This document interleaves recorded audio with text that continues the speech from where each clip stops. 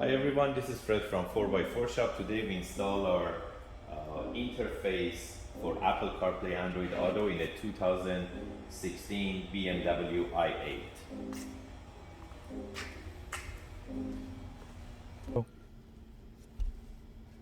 So the unit retains all the factory functions, so you can use your iDrive knob to navigate through whatever you had as usual. On top of that, when you hold the menu for a few seconds, it switches to Apple CarPlay or Android Auto, and you still can use the iDrive knob to control your Apple CarPlay or Android Auto.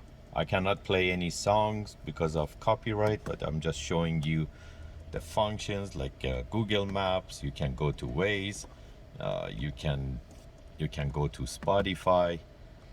You can use any apps that Apple CarPlay allows you to use them.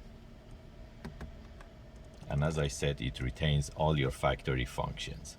And you still can use the steering wheel control to make the volume up and down. So nothing is changed in the original car whatsoever.